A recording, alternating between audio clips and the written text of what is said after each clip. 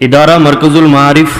کل تک جس کے تصوراتی خاکے بنتے تھے، زمین پر بیٹھ کر انگلیوں سے اس کے نقش بنائے جاتے تھے، کبھی سوچا نہیں تھا کہ اس قلیل ترین مدت کے اندر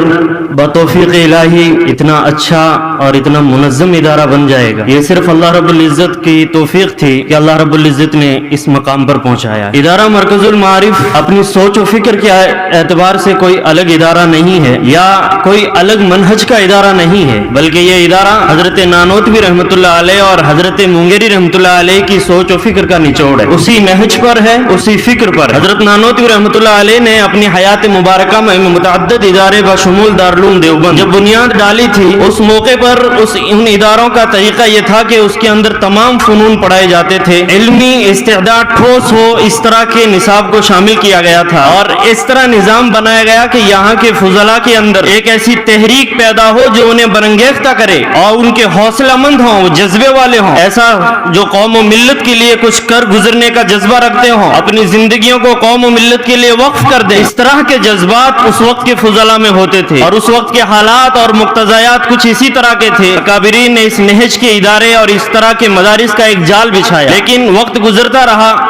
حالات بدلتے گئے، اور اب ہم جس دور میں گزر رہے ہیں سے ابتر حالات ہو چکے ہیں۔ ایک المیہ یہ بھی رہا ہمارا کہ اس پورے دورانیے میں جو ہمارا گزرا ہے، اور ایک حقیقت ہے کہ ایسے مدارس کی تعداد روز بروز گھٹتی جا رہی، جہاں کے فضلاء پرعزم ہوں، حوصلہ مند ہوں، کچھ کر گزرنے کا جذبہ رکھتے ہوں، قوم و ملت کے لیے جو ہر وقت تڑپتے ہوں، اس طرح کے فضلاء کم ہوتے جا رہے تھے۔ ظاہر سی بات ہے، مدارس اور اس کے علماء اور فضلاء تو دعات ہیں، دین کے داعی ہیں، اور اگر یہ داعی کسی ایک محدود نظام میں سمٹ کر، کسی ایک محدود